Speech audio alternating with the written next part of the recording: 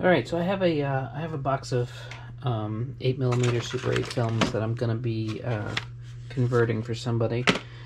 So I just wanted to do a quick walkthrough and show you how I use the Kodak Reelz film digitizer. So there is a way to tell whether it's 8mm or Super 8 based on these little, you see these little markings that are on here, the little holes that are in there. So I just attached this little red piece because this reel is a little bit thicker than what's on there, so that fits nice. And then I'll go ahead and wind everything through here. And it's really, once you do it enough, you kind of get the feeling of how you're supposed to do it. Basically, I like to, if you can see it with the camera here, I like to push it in this way first and get in these little feet, and then push down, and you can almost hear it click in right there. And just make sure it slides nice. And then I'll route it. You see it kind of, right here, it kind of shows you exactly how to route it through there.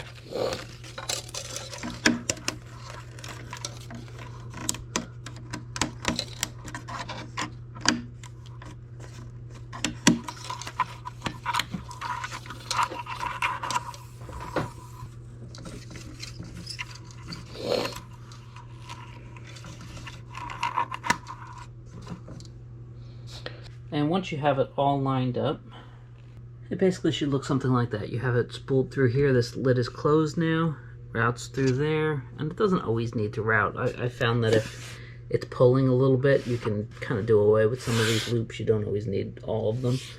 And then we'll go ahead and go to the capture setting here. I'll hit OK. See what it looks like. It's pretty square right now. It's set right now to 8mm. You see if I switch it to Super 8, so I would go ahead and adjust this a little bit, although I could probably crop some of that out in post once I go to edit everything. So I think I'm going to leave this as is and go ahead and run it.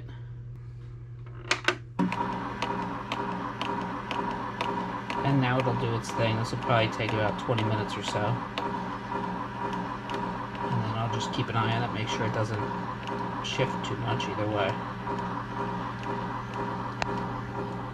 And that's basically it. Then I just kind of go through and one by one go through all these different reels, and then I give them a name. If there's anything on the box, anything labeled or anything like that, this one says Vacation April of 1977. I'll make sure to put all that information on the digital file as well, so they can kind of have a record of what's what and what's on the tape or on the film reel. One thing, when I start the digitizing process, usually what I'll do is I'll fast forward the reel all the way to the end and then rewind it back. And I did that before I started filming, and I do that just in case it ever gets stuck. Sometimes these films are so old that they kind of get stuck together, so I like to make sure that if that's a problem, I catch it before I start trying to capture it. Otherwise I get into a big mess where I have to kind of splice the film together and edit it and all that stuff, and this kind of saves one step. So yeah, so if you need any film reels, VHS tapes, or anything like that digitized, reach out. We have a link down in the comments below.